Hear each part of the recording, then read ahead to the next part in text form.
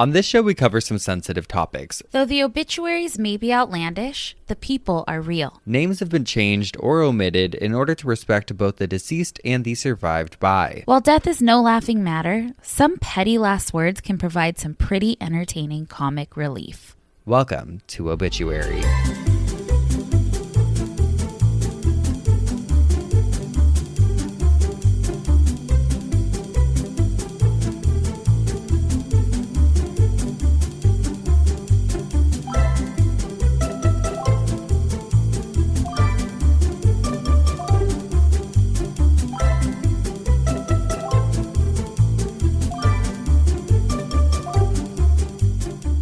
Welcome back to Obituary. I'm Spencer, the Grim Reaper Henry. And I'm Madison, the gun Reyes. Yeah.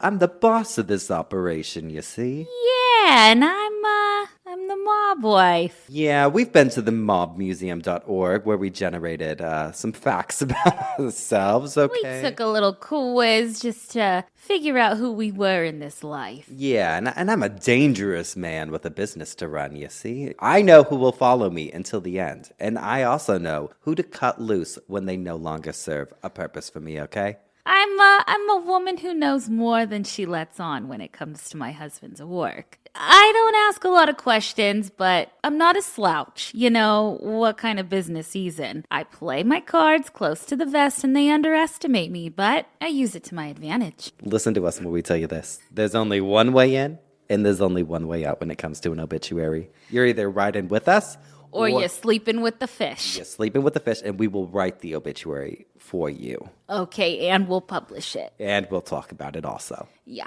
Yeah, because we're squeaks. We talk. We're not rats. Yeah, that's... We're not rats. We would be in real life. Yeah, we can't shut the fuck up ever. We have loose lips, honey. Loose lips, and we are sinking ships, baby. But yeah, we're really excited for this episode because, as we told you in a recent episode, the mob wife aesthetic is everywhere. It's in, and you know what? If there's one thing we're going to try and do, it's try and be cool. Yeah, we're going to follow a TikTok trend. We're going to call our nieces and younger siblings and say, hey, what's up with this? And it's perfect because by the time you listen to this, we'll be in Chicago. Yeah, we'll be in Chicago just having the time of our lives. And so we're just trying to live our little Rat Pack fantasy. Yeah, okay? Just let us. Just go with it. Yeah. Yeah, and if this is any indication about how this episode is going to go, well, you know? Yeah. Well, there it is. That's your indication. No more questions. No more questions, please. I'm not talking. Okay, we'll talk. Okay. You got us. You got us there. Oh, gosh. Oh, God. Yeah, I'm really excited for Chicago. So excited for Chicago. And for your birthday. And my birthday. You're going to be a year older when people hear this. Oh, my God. This is the last time you'll hear me as a 32-year-old. Yeah, 33. But 33 is going to be really lucky for you because 33, that's your number. 3's your number. Yeah, I was born on 3/3. Going to be a great year. Uh-huh. We're already off to a pretty decent start. Uh-huh. And excited for what this year has in store. And many more. I know, I'm not normally like a big birthday person. Usually like I'll do like a small dinner or something with friends. But this year I said, we're going to Chicago. We're going to Chicago. I couldn't be happier. But why are we have going? So much fun.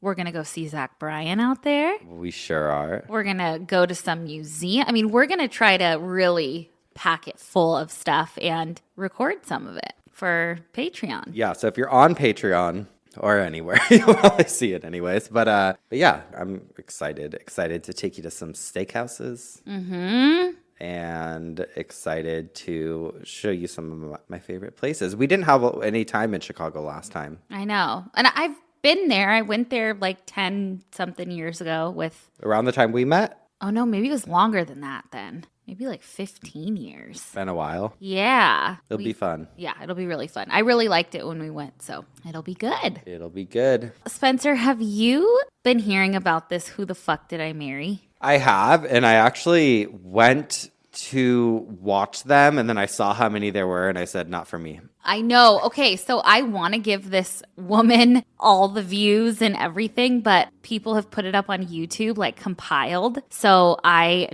popped it on for like 6 hours and cleaned my house. Jesus Christ.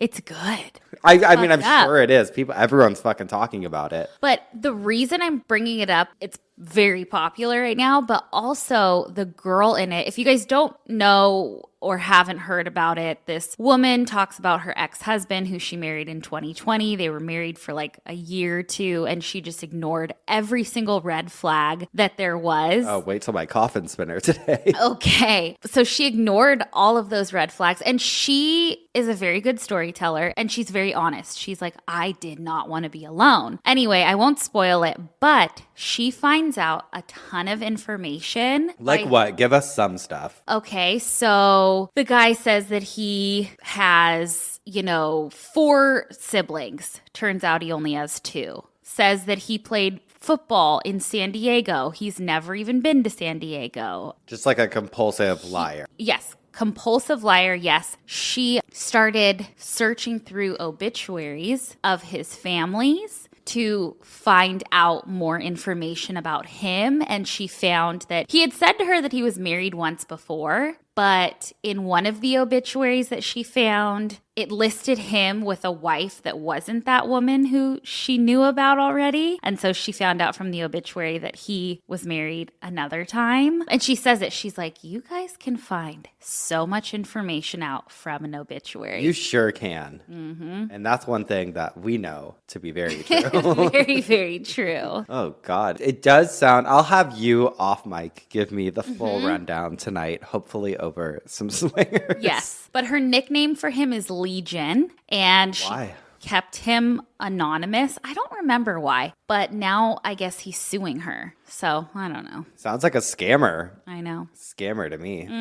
Oh, also speaking of scammers. Why you look at me? No, we haven't really gotten to discuss this, but the Wendy Williams documentary that came out. Oh my God. Okay, so for those of you who don't know, we love Wendy Williams, and We love her. we watched like the whole documentary and the Wendy Williams Lifetime movie. We watched it all. We ate that I shit read up. her Wendy's Got the Heat book. I remember her 6-week sneak peek when she was coming on to have her talk show, and I remember loving it. It was during the summer when I was dating this guy who was a dick about it. He did not like her. He thought that she was annoying, and he would face his back to the TV and cross his arms when I would watch it. Bitch. The biggest bitch. Fair. I could see how people would get annoyed by Wendy Williams, absolutely. Yeah. But don't turn your But back to the TV. He physically did this. So we love her. And when I say scammers, I mean... the people who made that. and the conservatorship. Okay, yeah, it's very strange. So I didn't get through the whole entire thing because I was running around all weekend last weekend, which was when I was planning on watching it. But I watched the first episode and I could not finish it because I was like, this is taking exploitation to the next level. Yep. It's so disgusting. Even the clips that I've seen, I'm like, clearly she's so unwell. Mm-hmm. Who allowed this to happen? And I understand they're all saying, oh, well, blah, blah, blah. But I don't trust a single fucking person around her. It's funny because there's a part of me that understands why the family would allow this to get out there because they feel hopeless and feel like, look, we're talking about it, right? Well, and I understand that. I saw one of them went on like a talk show appearance and they were like, oh, we just want to show what this looks like and blah, blah, blah. But it's like, yeah, but when the person themselves... Wendy in her right mind would never take her wig off. Ever. No. Are you kidding me? No. Not for fucking TV. I mean, I'm not an expert in dementia, but I have a very close family member who has dementia, and I saw a lot of... not the same, not attitude-wise, but you can see... personality traits or like certain similarities. You can see, yeah, and just... like cognitive.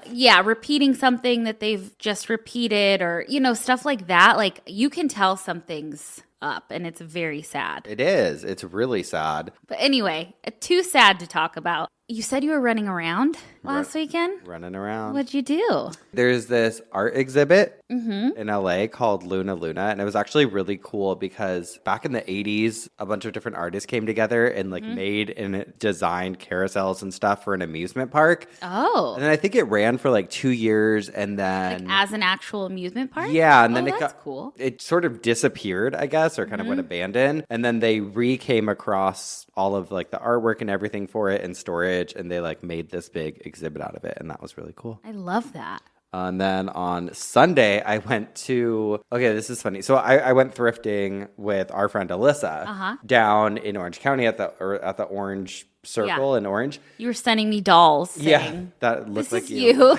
Like haunted dolls. No, but we went down there. I've been doing little like outfit posts, you know? I love it. I'm so glad you're doing it. I don't know, just like for fun, you know? And on Sunday, I posted an outfit and I was like, oh, this is cool. Like whatever, just showing basically what I got. And then I picked up hot dog for part of the video, whatever. I posted it and then I didn't look back at my phone for a while and I saw my phone was like ringing and I was missing like a FaceTime from a number I didn't know. And I was like, what the fuck like is that? And then I remembered like, oh, I had just posted this, you know, on the internet and hot dog was in it. Her collar? I've done that before where I've doxed myself unintentionally. I've done it a few times actually by showing her collar. Or your address. Or my address on boxes. Yeah. Yeah, I know. I just probably I should review things a little closer before I post them. And so I was like, I did it again. Like I was like immediately like, I'm going to have to change my number, blah, blah, blah. Yeah. I went back at the video to try and look, and I just ended up deleting it. And then I had to text my ex, whose phone number is also on Hot Dog's collar. And I was like, hey, just so you know, if anyone calls you, just block the number. I think I accidentally posted Hot Dog's collar because he knows I've done that before. Right. I was like, just like mortified. And obviously no one wants to like have to text. But anyway. And I'm like looking at this number and I'm like, God, the first 3 digits look so familiar to me. Like this area code is so familiar. I know someone else has it. And so I'm looking at my phone and I'm like, yeah, but I don't have this fucking number saved. And I'm like, also just because, you know, sometimes people will try and call us through Instagram on like the video thing. Yeah. Or just recently, I accidentally tried to FaceTime one of our Geoffs through DMs. I did not mean to. And I wrote to them. I'm like, I am so sorry. I did not mean to do that. And they were like, oh my God, I almost pulled my car over and answered it. Well, while we do appreciate that, we generally probably will not just try and video call out of the blue. Yeah, cold calling people. We should call them back though. I know. Okay, but anyway, I'm like, whose fucking number is this? And finally, I make the connection. It has to be someone related to my sister's in-laws. Sure enough, it's her father-in-law's number. He accidentally had butt dial FaceTimed me. Oh no. I mean, I'd rather have it be that than a stranger. Yeah. So I was like, oh God. But then I'm like, I'm not going to go text again my ex and be like, oh, just kidding. I'm just False a fucking alarm. idiot. I know. And then your video, you got to repost it. I know. I gotta repost it. I'm normally careful. You know, I'm always like, move the collar, move the collar, move the collar. And it's not because of you guys. It's just there's obviously strange people out there. And sometimes we get scary things, scary messages. Yeah. Yeah, we do. You sent me one today. I said, what? Our days are numbered. Our days are numbered. We'll look some of you up. Yeah. Sometimes we have to. Some of you are on a list. We love you guys. I mean, I would love to FaceTime you guys, but we'll just save our face-to-face for in person. Yes. But anyways, yeah, that was kind of my weekend. Okay. Spent panicked and also having fun. Okay, I love that. Oh, I also went to a really good restaurant. I don't know if I Where'd would you tell you go? about it. It was in Echo Park, and it's called Graw, like Gra. Best pizza I've had in LA, I think I would say. Okay. Well, I had a doctor's appointment. Oh, yeah, you did. I called you yesterday, freaked out. As you guys know, I'm on Lexapro, 20 milligrams. I've been on it for 10 years, right? And I love, love, love my psychiatrist. He is no longer like prescribing anymore or something. He's still practicing, but I don't know. Doing Like he something was actually arrested and But I feel like I've been on the medication for so long. I'm a pretty easy patient. Like I'm even keeled. The medication works great for me. I went through like 5 years of therapy every single week. I feel like I have good tools now, all of that, right? But I don't want to get off the medication. Like I've tried before. It wasn't good. I'm very stable on it. So I had to meet with the new psychiatrist. It was like over telehealth. And he was very, very nice. I don't know if you guys have experienced this, but where you feel like he kept asking me like, are you sure everything's okay? Is everything okay? Okay, is everything okay? Okay, sometimes people say that everything's okay, but it's not. And I'm like, I promise you, I am okay. Like, give me the pills. Give me the pills. And I was like, usually I get like a 90-day supply. Can I do that? And he's like, okay, well, I'd like to see you next month. And then after that, we'll push it to 2 months. And then we can push it to 3 months. And I'm like, fuck. And so I just have anxiety. Like, I think it's just protocol. I know.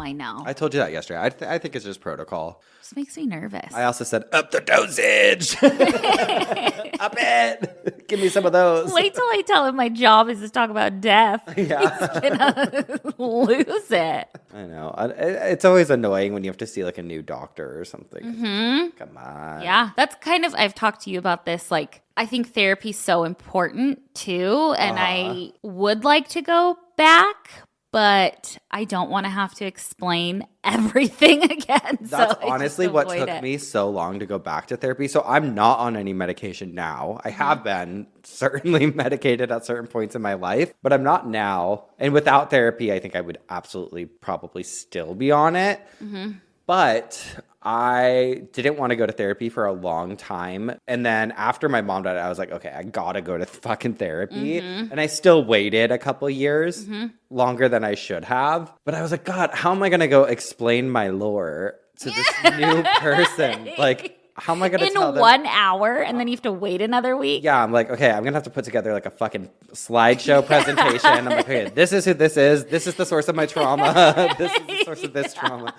But yeah, it's annoying when you're like on a good one and you're like, just fucking don't fuck this up for me, sir. Please, sir. I'm actually hanging on by a thread. Don't fuck with me, fellas. Yeah. I am a mob wife, okay? I've got a lot on my plate. Okay, wait. Speaking of, can we please get into this episode? Yes.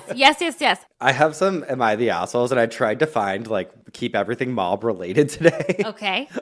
But you'll see. Okay, so this person says, am I the asshole for wearing sunglasses at my mother's funeral? Okay. Hey, Reddit, I need your judgment on a situation that has left me feeling conflicted. So here's the story. A few weeks ago, my mother... I'm sorry. Who is a huge fan of the popular TV show Supernatural, informed me that she was planning to host a fake funeral for one of the characters, Dean Winchester, who died on the show. She'd only just gotten around to finishing the show. She thought it would be a fun and unique way to pay tribute to the character she adored. Okay, that is commitment. It's great. Why haven't any of you thrown us a fake funeral? Yeah, come on. However, I couldn't help but find the idea a bit silly and unnecessary. Sure.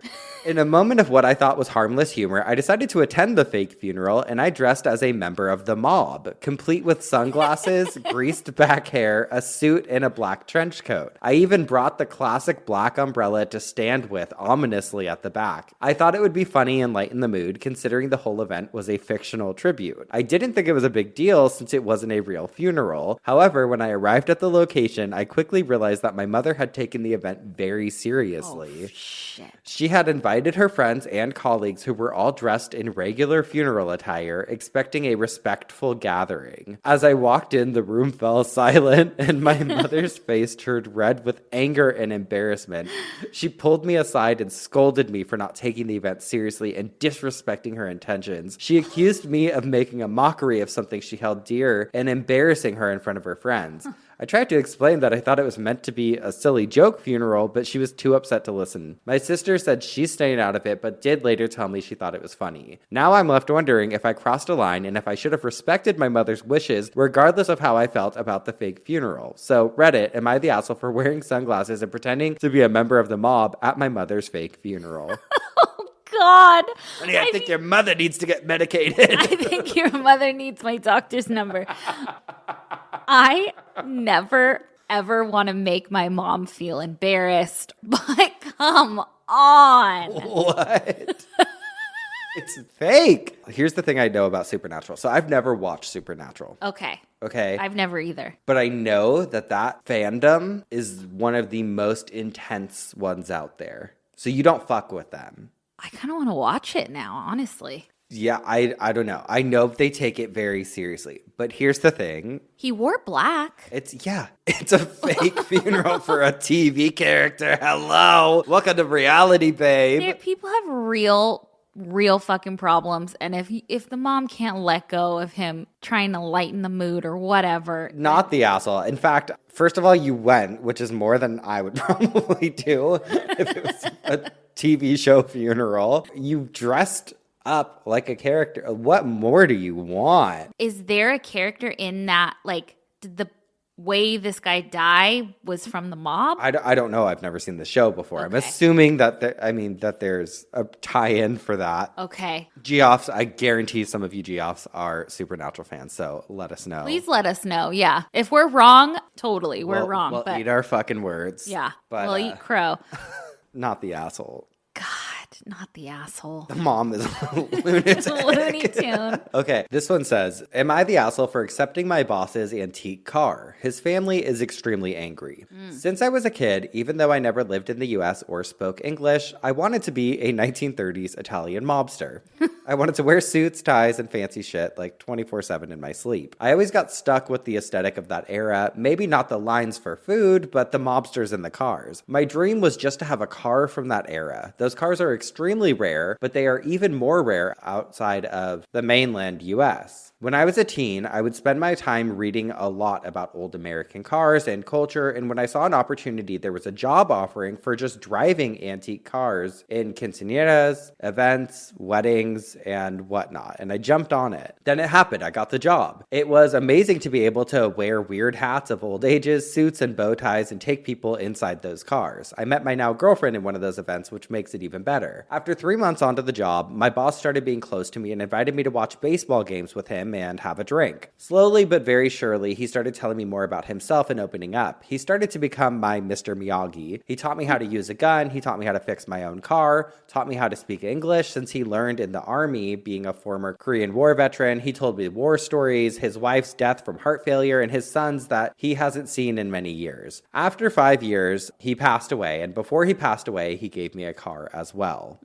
He gave me the car, we had a very emotional ending, and he cried with me. He told me to take the car, preserve it, fix what needs to be fixed, and gave me $5,000 in cash to help me graduate since I'm in my last semester. Oh. All of a sudden, when he dies, guess who showed up? His sons. And to find out who deserves what, when they heard some kid now owns the old Chevy, now they're going after me and telling me to give them the car back. And I won't. It was sad how no one had concern for him until he died. Then all of a sudden there was money involved. Am I a bad person for keeping it? Legally, it's mine, so they can go and complain, but they are legit angry with me and threatening me. No, I don't think you're the asshole. I think that man gave you that car because you probably, A, knew so much about it and had always had an interest, and he probably knew that you'd take good care of it and it'd be in good hands, and B, you obviously fulfilled some type of son role. Yeah, and him? he had kind of, they had to have like a father-son relationship. Yeah. No, You're drive not the that car asshole. into the sunset. Yes. The sons are the assholes. The sons are the assholes. For sure. Oh, all right. Well, I am up first this week, which means you've got some more talking to do with a little side bitch. Oh my God, do I? Okay, well, actually, I have to share that this was going to be my obituary for the last week's episode. Okay. But we were talking about children, so I did a last minute switcheroo. Oh, yeah. You'll hear why. Okay. This is an old article, and it says 3 children killed when man explodes fireworks. Oh, God. Cartersville, Georgia, December 24th. Death today claimed 3 children who were earning Christmas money as temporary clerks in a fireworks store when a Roman candle lighted by a customer caused an explosion which enveloped the building in flames. A 4th was burned, probably fatally. The charred bodies of William Shaw, 12, and Francis Shaw, 15, children of the proprietor of the store, and Mary Bell Dodd, 16, were brought out of the building by firemen. Mary Kennedy, 18, was burned so badly physicians believe she cannot live. Hugh Paget, 11, was severely burned, and his father, Paul Paget, was badly cut about the face when attempting to escape through a window. J.R. Shellhorse, 17, attempted to carry the Dodd girl outside, but crazed by the sudden blast of heat, she fought him off and ran back into the flames. The youth made his escape badly burned. C. Davis Shaw, the proprietor, told police that a stranger entered while a number of persons were shopping and snatched a large Roman candle from a counter. Before anyone could stop him, Shaw said the man lighted the fuse and began firing hot balls of flames about the store. Oh my God. Other fireworks were ignited, and while the man with the candle was being taken outside, the swift explosions of the smaller crackers were followed swiftly by the deeper intonations of the larger ones. The entire store immediately was enveloped in flames, only a few of those in the building escaping without minor burns. The building was an old structure occupied by the fireworks store and a restaurant. Oh my God, that's terrible. Horrible. God, well, I think we should take a break. Yeah, we'll take a quick break. And we'll be right back. Sounds good. And we're back. Finally, I can shut the fuck up. What had you spinning in your coffin this week? Well, I know this is so weird, but I am going to talk about the mob.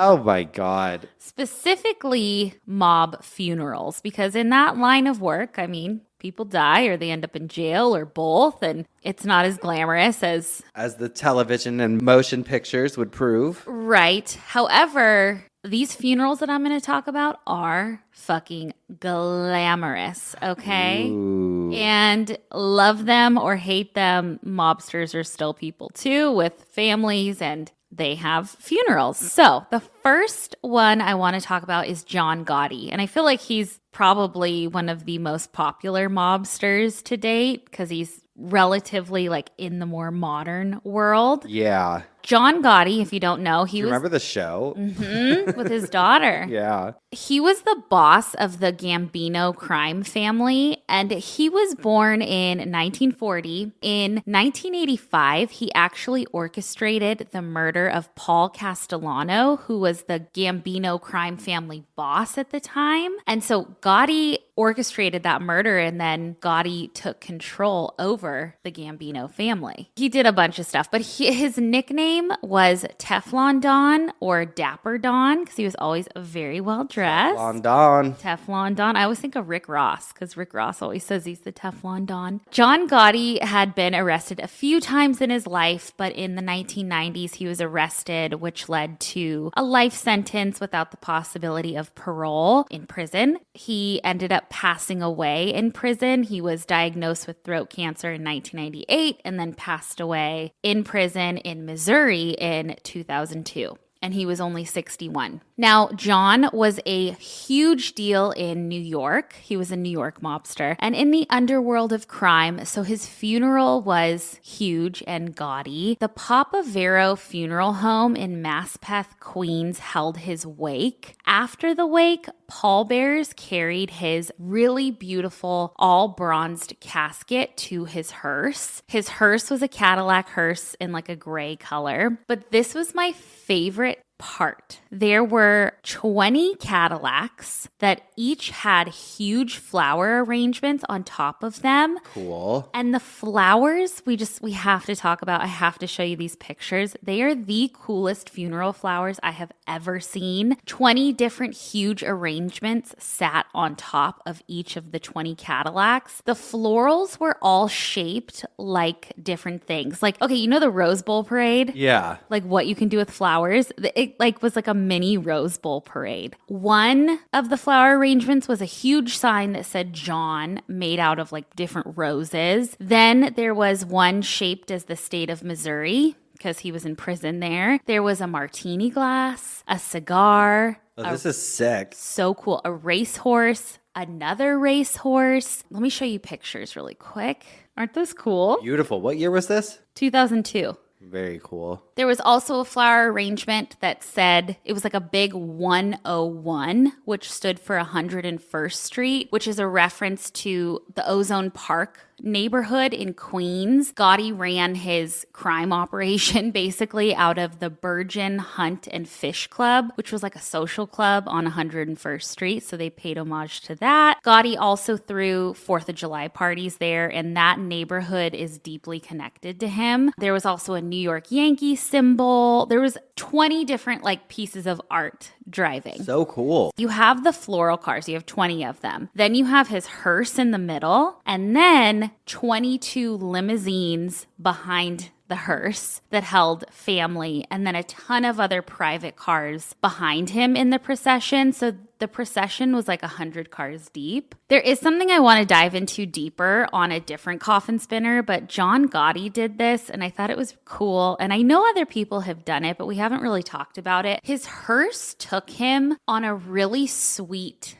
final ride through town, which I think is really cool. Yeah. To like pay homage to his old haunts. So the hearse was still followed by, the 100-something cars in the funeral party, but I just think it's so cool. So even if you're not a crime boss, I think you should do this. So after the funeral, the whole procession followed Gotti's hearse for his final ride. This was a 15-mile-per-hour procession. They drove to his Howard Beach home first, and this home was the home that he purchased with his wife in 1976. And the hearse pulled up in front and stopped for a few seconds, like a symbolic way for John to say one last goodbye. Then the hearse made its way to 101st Ozone Park to say goodbye to the neighborhood and to the Virgin Hunt and Fish Club. And then the hearse made its way to St. John Cemetery in Queens. And St. John Cemetery is like the gangster graveyard of graveyards in the US. Many mobsters are buried there, I think close to 30. Along the way, hundreds of people lined the streets and cheered as the procession went by. Helicopters were also overhead following the procession. The feds were also among those onlookers because a lot of fellow mobsters show up to a funeral for their fellow mobster, especially their mob boss. I read that the feds were in cars with binoculars and just taking a bunch of pictures. Also, John Gotti was religious, and typically there would have been like a large public Catholic or Christian mass held for him. However, the Brooklyn diocese denied him a mass. They would not let a mass be held for him, but they did allow him to be buried in a Catholic cemetery. And the more I read, like that happened a ton. Like the diocese would say, absolutely not. You're not going to be able to have a mass because of the way you lived your life. The guy that Gotti orchestrated to have murdered so he could take over the Gambino crime family wasn't allowed a mass either, and he wasn't even allowed to be buried in a Catholic cemetery. So John Gotti wasn't allowed a mass, but instead the family and the guests who were invited went into the chapel at the cemetery and held a 30-minute prayer service. And John was then entombed inside of his mausoleum next to his son. And his son was killed when he was only about 12 years old by a neighbor. I guess he was like riding a little mini bike, and the neighbor accidentally hit him with his car. Imagine hitting fucking John Gotti's son. Well, honey, 4 months later, that neighbor went missing and still hasn't been found.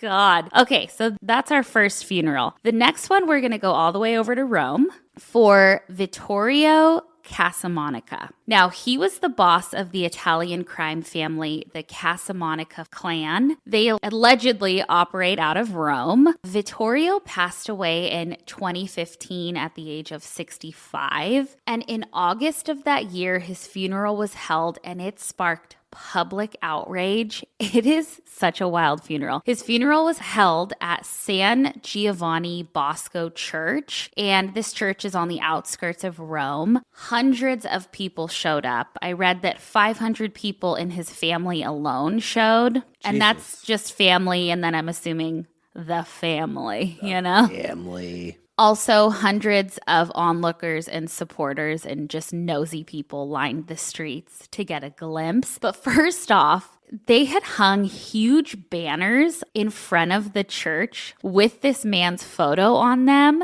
It looked like they were depicting him as like some kind of pope. The banners read, King of Rome, and then another one read, you conquered Rome, now you'll conquer paradise. Well, Yeah, I know, it's I'm like, hard. "Aw," but also, I know. You're probably, yeah. yeah. Vittorio arrived to the church, and I have to show you a picture of his carriage that he arrived in. It is like straight out of the Victorian ages. It's a horse-drawn by 6 horses carriage. It was big and black and gold, like gilded gold and ornate, and it held his coffin. The horses were black too and had like these big black feathers. Like it was a spectacle. It was beautiful. Show me. Oh my God. Incredible. Beautiful. Like for a king. There were also a ton of like vintage Lamborghinis and Ferraris in tow. But what I love is that when he pulled up, live music was playing. They had a band. They weren't just playing any regular music. They were playing the Godfather theme, like the Godfather movie. That's wild. That's sick. Wild. Sorry, also. But I know. His coffin was like a light oak color, and it looked actually like it was coffin shaped, not just a casket. It was I was going to really say, was it an actual coffin? Yeah, it was really pretty. And the pallbearers carried him through the crowds into the church, but it looked like, from all the pictures I saw, it looked like he was crowd surfing. Like through, because there were so many people. God. People threw flowers at his casket as it passed through. They were crying. But if that wasn't enough, Spencer, a helicopter flew over very low and dropped loads of red flower petals all over the Got street. chills. That's beautiful. The streets were red, honey. Wow. And I don't know if that's a symbolic thing. I don't know. But the streets were red that day. This whole display pissed a ton of people off. Many people felt that it was a crazy show of wealth and power, like he was some kind of king, when a lot of people viewed him as a super bad guy. And the helicopter pilot actually even had his license suspended for his part. And the priest caught a lot of flack as well, but he said he'd do it again because it's his job. So... Incredible. Incredible. Okay. To end, I have to talk about a Chicago mobster named William Morris Fluky Stokes. So we'll call him Fluky. He was an American mobster in Chicago on Chicago's South Side. He was known for his flamboyance. He was also known to always be in a silk suit and always be just dripping in diamonds. Love it. He was a big drug dealer and gambler. He died in the 80s, but like the 60s, 70s, 80s, that kind of time period. He was murdered by 2 gunmen in 1986 at the age of 48. His funeral was attended by roughly 7,000 people, and like Gotti, he had a 100-car procession, and his hearse was an old 1956 Cadillac, which I love. So sick. Also, like Gotti, he had these incredible floral arrangements shaped like dice, playing cards, and just other things that he loved in his life. His coffin was mahogany, but the inside was blue, and it matched his blue suit that he was wearing in it. And the coffin had a glass top on top of it, so anyone and everyone could pass by and view him. He was also holding a white telephone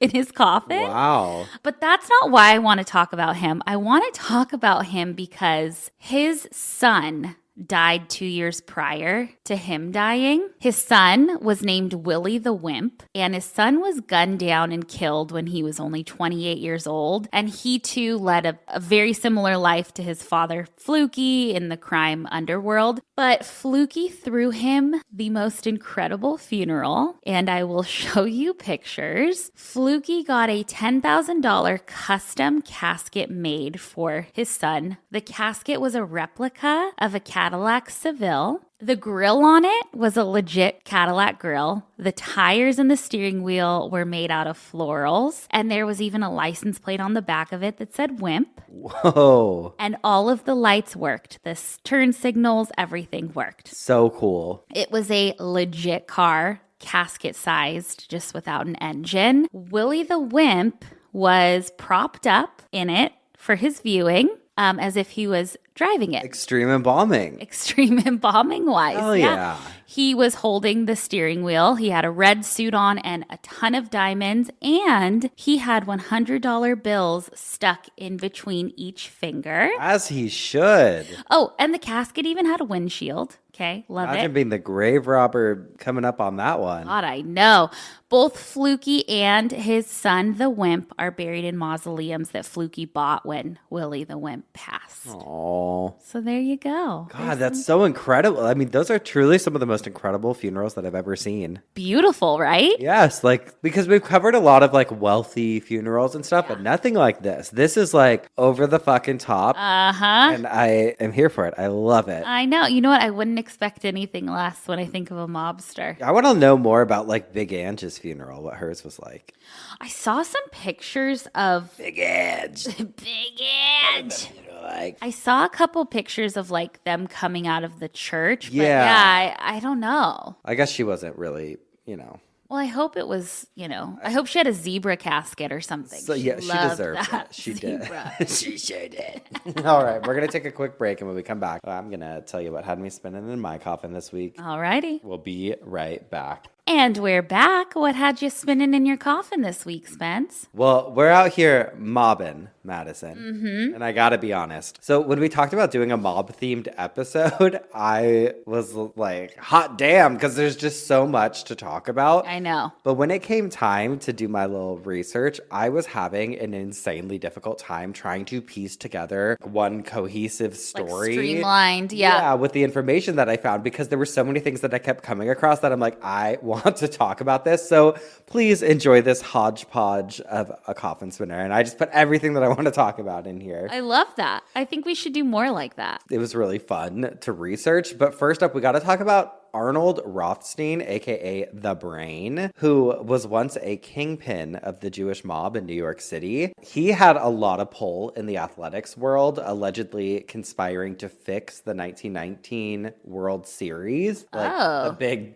big time, okay? And he's been associated with like all of the top dogs at the time, most actively during like the Roaring 20s was kind of his like heyday, which unfortunately led to his death at the age of 46 on November 4th of 1928 at Manhattan's Park Central Hotel, where he was shot dead, reportedly over some serious gambling debt he'd acquired. But I'm actually bringing him up to talk about an event that happened in his early years, because there's this story that he has just been bad to the bone from a very young age. Apparently, he had this like rivalry ever since he was very little with his older brother. He was super jealous of his older brother, Harry. Okay. And it was so bad that when he was 3 years old, Arnold was found standing over Harry's bed with a knife, ready to fucking take him out. Oh, God. I know. So safe to say he got a really early start in his life of crime. But during his reign, he was at one point in time supposedly a mentor of sorts to Bugsy Siegel, who I feel like he's like goes down in history as one of the most well-known mobsters. Yeah. Who also died at a very young age, 41. And that story could be an entire cult leader, but he died in Beverly Hills at a home he was renting with his girlfriend. I did like a haunted Hollywood tour once, and Did we they drive drove past the house? it, Yeah. So he was like at this house in Beverly Hills, which you probably saw, and he had been renting the house for his girlfriend at the time, I guess. And he was just sitting down reading the LA Times when all of a sudden bullets started flying through the window, hitting him multiple times, including shooting him twice in the head. One odd fact that many might not know is that Bugsy was really obsessed with his appearance. He was kind of known for his hair, I guess. He had this really like thick, kind of wavy hair. And when his hair started thinning, he freaked out, and he had somehow come into contact with someone who's like, I know what to do. I know how you can make your hair thicker. And it was like witchcraft, basically.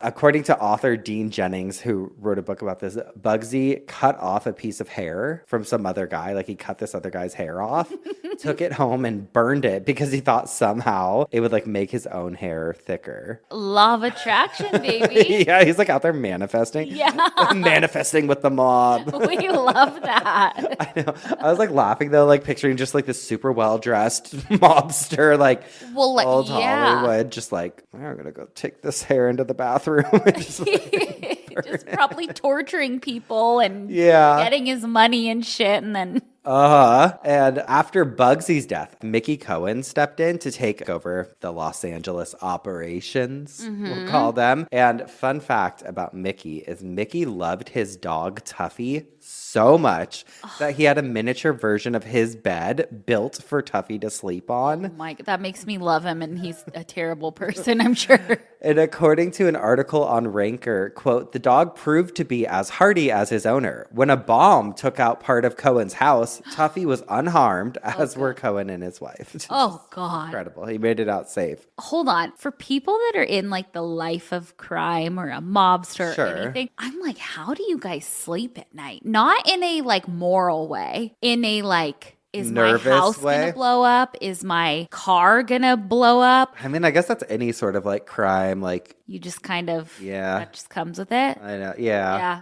I guess so. Now, Mickey had a pal whose name you might know, Johnny Stompanato, who once served as his bodyguard. And if you listen to Cult Leader, that name might sound familiar to you because I did Yes, an it episode does. a couple of years ago, but I'm going to give you guys the shortened version here. Johnny had a wild roller coaster relationship with famed actress Lana Turner. And in the 1950s, when they started their fling, she at that point had already been through the fucking ringer with men. Lana Turner had a bad picker. And she was just walking around Hollywood like, I don't see any red flags with these men. I'm Nothing to talk about. colorblind. But I want to talk about their little meet cute, and it's actually a stalker story. Oh, So in 1957, Lana is filming her next project, which I believe at the time was Peyton's Place. And she starts receiving all of these gifts on set, from flowers to jewelry. She's getting these phone calls, and she has no idea who the person responsible is, just the name that they signed, which was John Steele. And she eventually is able to put it together that John Steele is in fact wise guy Johnny Stompanato. So she confronts him, and he tells her basically like, listen, if you knew who I was, I know that you would not have given me a chance. But Okay. turns out he's wrong. Lana's like, nope, I'm all for this. She starts dating him, and before you know it, she's fucking footing his bills, paying off his gambling debts, introducing him to her daughter Cheryl, and surprise, surprise, he's just kind of a dirtbag. And honestly, a total asshole, super controlling, the type of guy who gets mad at his girlfriend for having male friends, didn't even like how much she filmed for her projects and stuff. It's like, who's fucking footing the bill here, Yeah. Stompanato, okay? Yeah, I guess he was just like hyper possessive, constantly threatening harm, not only to Lana, but to those who she loved as well. Johnny would say things like, when a man works with hands, I'll cut off his hands. You work with your face, I will destroy your face. oh my God. If I can't do it, I have friends who will. And your mother, talking about her mom, Mildred, and your kid, obviously Cheryl, the daughter, are next.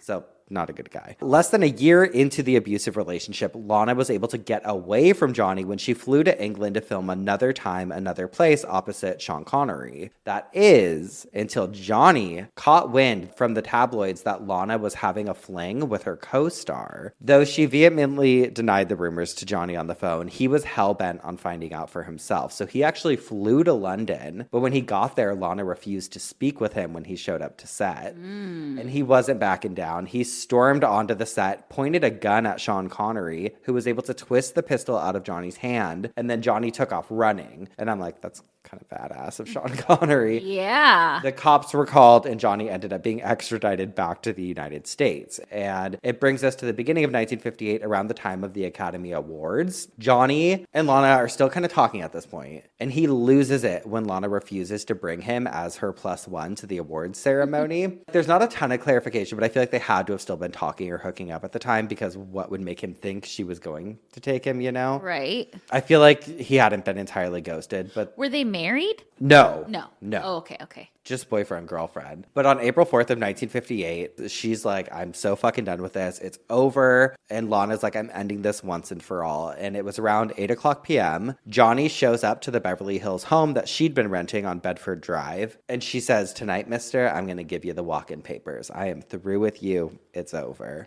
Okay. They're in her bedroom fighting, and Johnny is enraged. He's like, I'm going to fucking kill you. I'll kill your mother. I'll kill your daughter. I think that's when he was talking about, like, I'm going to fucking ruin your face, blah, Yeah. blah, blah, blah. Well, 14-year-old Cheryl, Lana's daughter, hears them arguing. And while it was nothing new, she was used to kind of living that life. She felt like her mom was, like, in actual danger this time. So Cheryl runs in to defend her mother. And just as Lana is forcing Johnny out of her bedroom door, and then he collapses and mutters out, "My God, Cheryl, what have you done?" What had she done? Lana later recounted what happened. She thought Cheryl had punched Johnny in the stomach, but the truth is, when Cheryl heard the upstairs commotion, she had gone down into the kitchen and grabbed a butcher's knife. According to reports, Cheryl allegedly thought Johnny was holding up a gun to her mother, but in reality, he had a hanger in his hand, and she rushed towards him, impaling him with the knife between his ribs, causing internal hemorrhaging, and then he died right then and there. Lana, understandably, panics, right? She's a big fucking Hollywood star. She calls Jerry Geisler, who's this powerful lawyer, to explain what had happened. He comes over, sits them down, and coaches them through their story. And I think this move, in particular, having the lawyer come, is what led to a popular theory that perhaps Lana was the one who actually stabbed Johnny. That's, I feel like, what I've heard. And then they had Cheryl take the blame because they knew they'd go easy on her because of her young age. Yeah. Cheryl ended up being taken into juvenile hall, but was released after the autopsy results concluded that the incident was a case of self-defense. Other rumors have swirled that Lana caught Johnny in bed with Cheryl and walked in on them and stabbed him. And while we'll never really know exactly what happened that night, Cheryl and Lana have continued to stick to their original story until Lana died. Now, the trial, I just have to talk about really quick because it was a shit show. There was like hundreds of reporters trying to snap pictures or get a glimpse of Lana looking classy as ever on the stand. And she gave an hour-long statement to the courtroom. And within a few hours, the jury came back and decided that this was a case of justifiable homicide, though Johnny's family was not convinced. The Stompanatos actually sued the Turners for $750,000, but ended up settling out of court for $20,000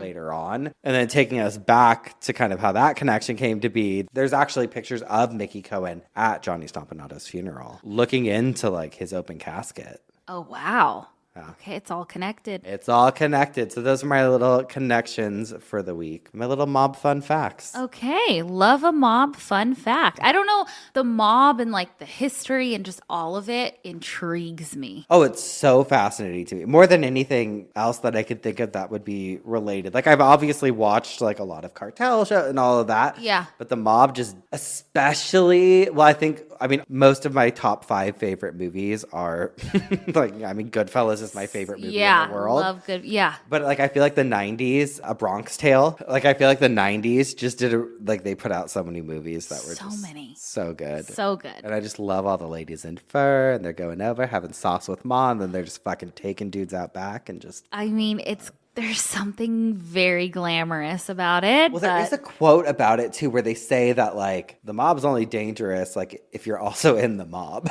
you know. Okay. But who knows? Who knows? All right, We don't know.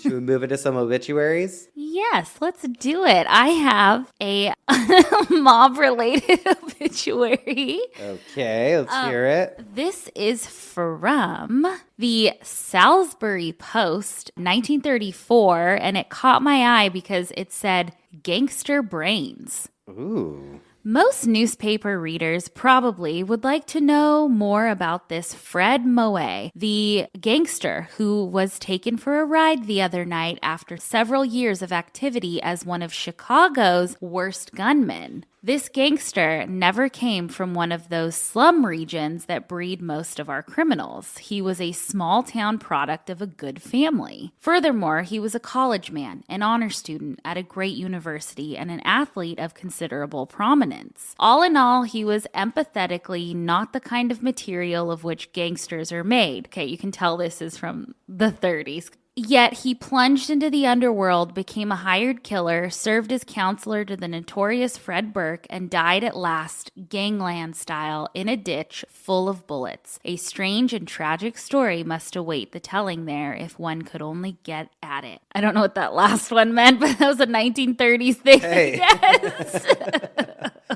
Well, I have the obituary for none other than Henry Hill, another infamous Speaking of Goodfellas. Uh-huh. And it says, Henry Hill, who has died of heart failure at 69, was the mob informer whose story was told in a best-selling book, Wise Guy, and Martin Scorsese's film, Goodfellas, 1990. From the early days of organized crime, before the advent of witness protection programs, informers could expect to meet the same fate as Abe, Kid Twist, Reyes, who fell from a Coney Island hotel window in 1941. Even Joe Valachi, who in 1963 made public the inner workings of what he called our thing, the Cosa Nostra, ended his days in prison. In contrast, Hill not only survived being kicked out of witness protection, but also avoided a return to jail himself, and in the wake of Scorsese's film, went on to thrive, appeared on TV shows, lending himself to many documentaries, and even selling his own brand of spaghetti sauce.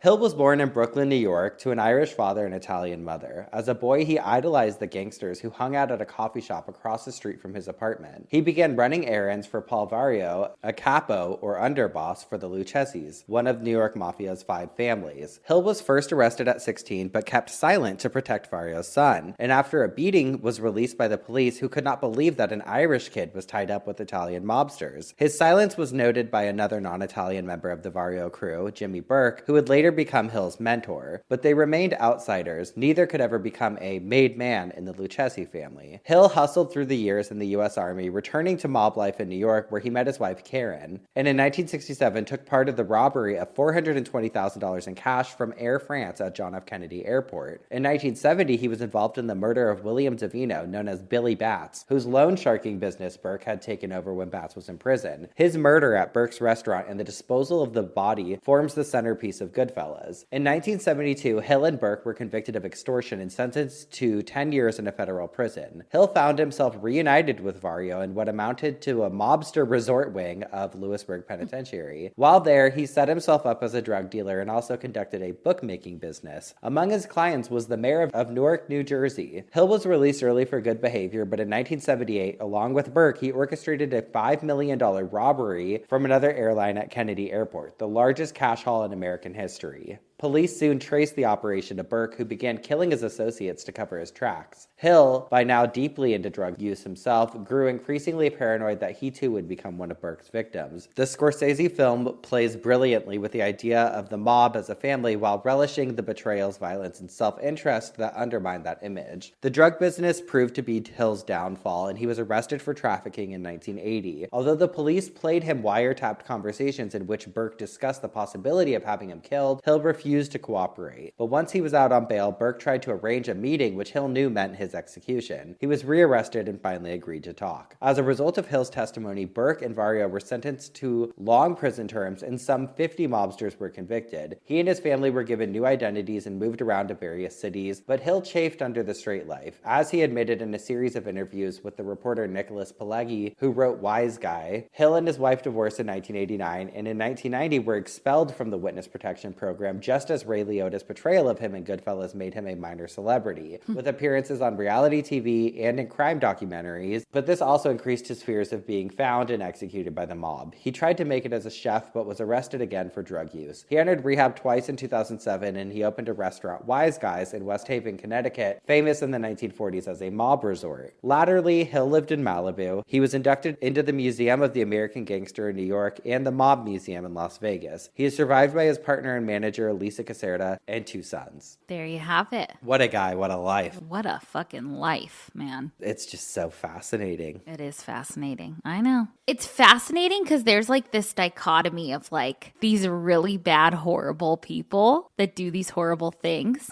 And then they're also like pillars of their community and help out the community and the neighborhood so much. Everyone's a little good and a little bad, okay? Okay. All right. It's none of our business. None of our business, and we really don't know. We don't know anything about anything, so please don't come for us. I said dichotomy, and I don't even know if I used it right. I looked at you, At me like, Duckahoo. Did I use it right? I think so. Oh my God. Honestly, somebody give her a fucking Reward. an award. Reward.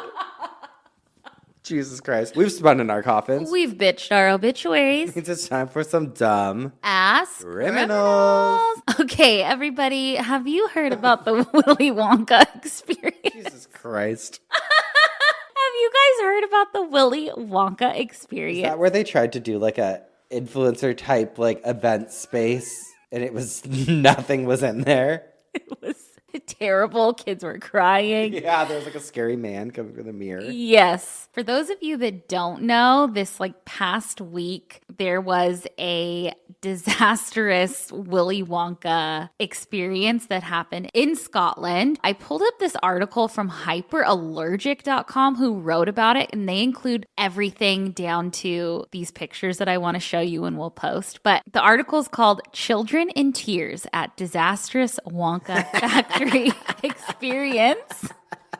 Says hundreds of families got the short end of the snozberry after being duped by AI images advertising what turned out to be a disastrous chocolate factory experience last weekend in Glasgow, Scotland. Colorful website illustrations for Willy's Chocolate Experience, a 2-day event capitalizing on the fervor surrounding the Wonka 2023 film released last December, promised live entertainment, immersive experiences, and endless candy for $44 a person. Only it seems that was strictly a world of pure imagination, as the real deal left parents fuming and children in tears and brought the police on site. And this was the AI generated Oh yeah, it looks flyer. like a Look at it. Read it. full event. It doesn't make sense. Read what it says. And Cherining Entertainment, Cat live performances, Carchi Tons, Exaggerated Lollipops, a paradise of sweet treats.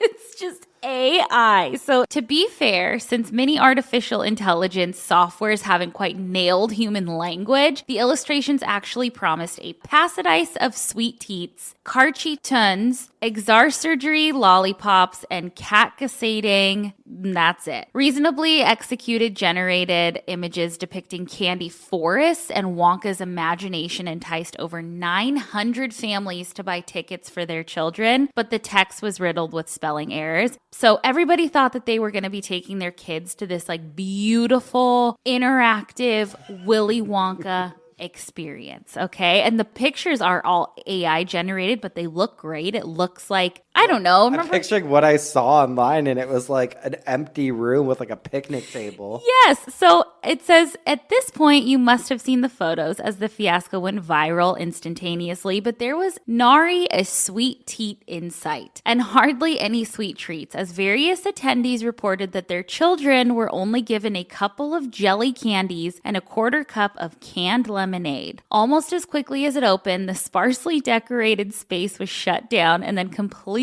canceled after irate parents lined up to have a go at the creator, who has since promised to refund everyone who purchased tickets. Event goers and ticket holders have connected about the event over a public Facebook group to share their outrage. The entity responsible for this disaster factory is a company called House of Illuminati, and everyone's calling it like the Fire Festival of all fire festivals. So I just wanted to touch on this story because I've been seeing it all over. Yeah. And I feel like if you're going to put on an event, like what the fuck? You are a dumb criminal. I love that they're like, here. Kids were crying. It was like an abandoned warehouse with like some lollipops. Do your research.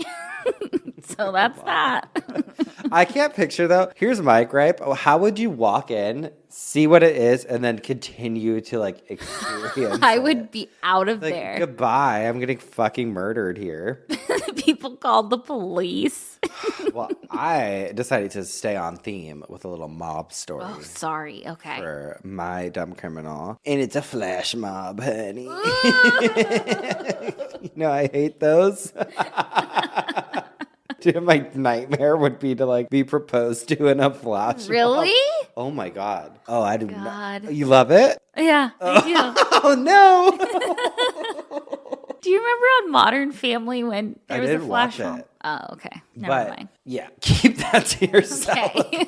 I kept going. I said I'm gonna keep talking. I don't want you to tell this. I don't want you to tell this story. That's the dichotomy. That's the dichotomy of it all, I'd say. Okay, Florida man dressed as dinosaur is arrested after turning up to flash mob event with air rifle and several magazines of ammo. Oh my God. A true dumbass. Says a man was arrested in Florida after dressing up like a dinosaur while holding an airsoft gun in an attempt to start a flash mob, according to police. What? Officers were called to Riverfront Park in Tampa, Florida, after reports of an armed man came into police. Anthony Burden, 19, of Tampa, Florida, scared the locals after he arrived at the park dressed in a gamer dinosaur type outfit. Officers said Burden had several magazines in his airsoft rifle. When police arrived, Burden told them he was participating in a flash mob but had arrived 2 hours early. There's pictures of him.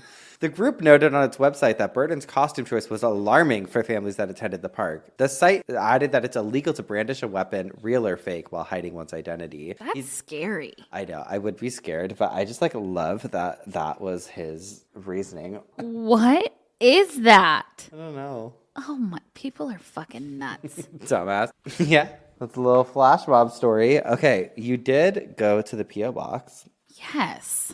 And we have a little package, and it's a little birthday gift for me. Ooh. Love me. Open this up. Okay, first of all, they made us these little koozies that are so nice. Oh my gosh. The man, the myth, the legend. That one's for you, I bet. Just kidding. This one says, Madison, you go, girly. Ooh, I love it. Oh my God, happy birthday, Spencer. And it says, Spencer, just a dumb bitch with a microphone. These are so cute. And it is from... Who is it from? Let's see what the card says. Let me read this card. Oh, this card is cute. It says, here's your card, bitch. From Chardell. She's the best. It says, to my favorite dumb bitch with a microphone, hope these will keep your Diet Coke cold while you make us laugh every week. The red one is for Madison. Then they wrote, oh bitch, it's your birthday. Have the happiest birthday, wishing you all the joy and love this life has to offer. The world needs more people like you. Love, Chardell. Chardell, you're so fucking sweet. You're the best. She made us koozies for my birthday, too. And I was jealous. Well, there you go. And Now now you have it. no, I'm not. She's the best. If you want to send me birthday gifts, it's not too late. If you want to send me a birthday gift, it is not too late. Please do act it. now. Please act now. Oh no, he's gonna lose it. Please act now by addressing it to P.O. Box 18149, Long Beach, California 90807. Attention, Spencer Henry birthday. Even a card, please. Anything. I will Anything. Come on. Come on. It's my birthday. Got to earlier. You know, I'm not even a birthday, Not a big birthday person. If you or someone you know is interested in sending me a birthday gift, but that's it for this He's week. gonna bust all your knees. Yeah. Otherwise, I might have learned a few tricks in this episode. Yeah. Okay? But that is we have to go. We have to go. Okay. That's where Goodbye. we're leaving for the week. We will see you next week with some more coffin spinners Obituaries. and dumb Ass criminals. criminals. Goodbye. Goodbye.